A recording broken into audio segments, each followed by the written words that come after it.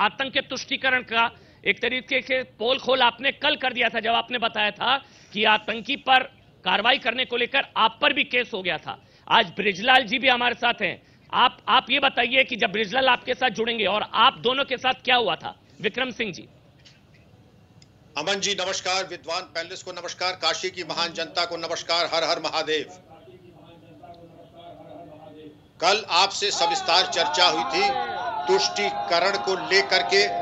उस घिनौने अध्याय के बारे में हमने चर्चा की थी कि राष्ट्र विरोधी तत्वों को जिनको नेस्तनाबूद कर देना चाहिए था, जिनको मिट्टी में मिला देना चाहिए था, ऐसे क्या कारण थे कि उनके मुकदमे वापस लिए गए। फिर हमारी न्यायपालिका का नमन है कि उन्होंने ये कहा कि आप मुकदमे ही क्यों वापस ले रहे हैं, इनको पद्म विभूषण से भी अलंकृत कीजिए। ये दोषी है, निर्दोष है, इसका निर्णय न्यायालय करेगी, आप नहीं करेंगी।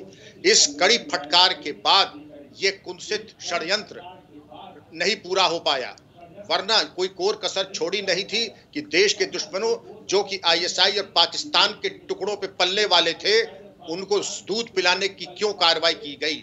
ये क्या मजबूरी थी कि इन नागों को दूध पिलाने की कोशिश की गई थी अमन जी।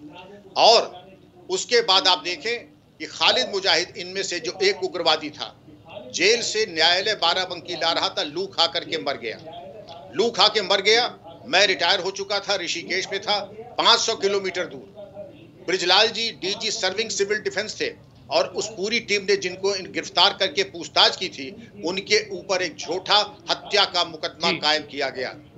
बृजलाल जी मेरे छोटे भाई ही नहीं है, उत्तर प्रदेश के और देश के माने हुए निर्भीक और कर्मठ पुलिस अधिकारी रहे हैं और आज भी उनकी चर्चा सर्वश्रेष्ठ अधिकारियों में गिनी जाती है। उन्होंने नौकरी नहीं की है, उन्होंने तपस्या की है।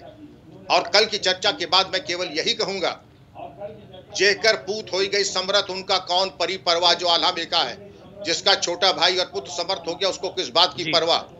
चढ़ो बहादुर गढ़ महोबा पे, चाहे जान रहे या जाए। अगर बृजलाल जी जुड़ गए हैं, आगे का वृत्तांत आप उनसे सुने, क्योंकि मेरा पक्ष तो आप सुन चुके हैं, वो जो भुक्तभोगी हैं और क्या उनके साथ गुजरी थी हमारे साथ और 40 कमांडोज के साथ।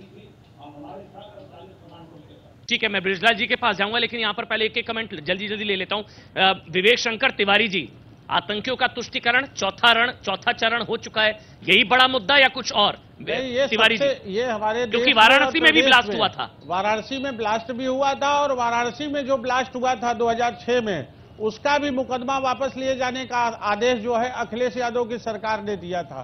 तो अतिवादियों के प्रति जो इनकी सहानुभूति रहती है, विशेष सहानुभूति रहती है, इससे जो इस्लामिक आतंकवाद है उसको बढ़ावा मिलता है, उसको बल मिलता है। नहीं, लेकिन केस वापस लेने से फायदा कैसे होता है? आतंकियों से क्या सहानुभूति, क्या होता है तिवारी जी? मतलब है क्या वजह क्या होती है? वजह ये होगा कि आतंकवाद का प्रोत्साहन देने वाले लोग हैं आप। तो कोई आतंकी वोट बैंक थोड़ी ना है जो खुश हो जाएंगे जी। कोई आतंकी वोट बैंक तो है नहीं कि आतंकियों के केस वापस लेंगे और आतंकियों के पाकिस्तान में थोड़ी ना चुनाव लड़ना है कि वहां पर वोट मिल जाएगा। कहीं न कहीं विचारधारा तो मेल खाती है। कौन सी? आतंकवादियों की विचारधारा, जो आईएसआई द्वारा प्रायोजित आतंकवाद है, वो हमारे देश और प्रदेश में भी तो इसको लागू करते हैं, इसको लेकर के चलते हैं, इसका समर्थन करते हैं।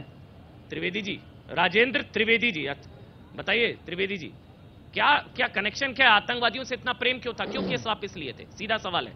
राजेंद्र त्रिवेदी, समाजवादी पार्टी। मां गंगा के चरणों में सत नमन।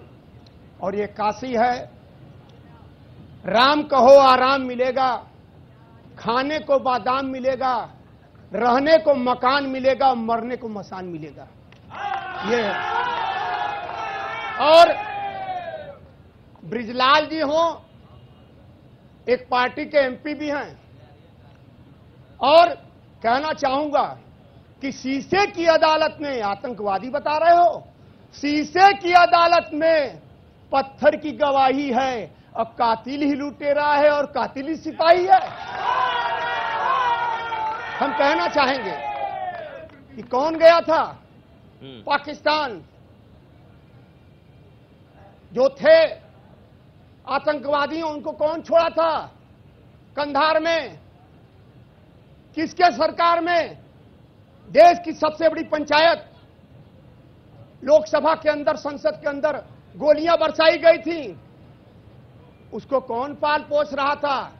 आप तो उनसे कहवाना चाह रहे थे, ये नहीं कह रहे थे। मैं कह रहा हूं बीजेपी करवा रही थी, उनके सरकार में हुआ था।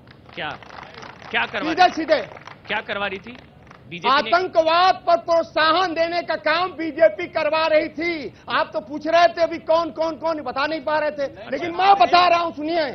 करा रही थी।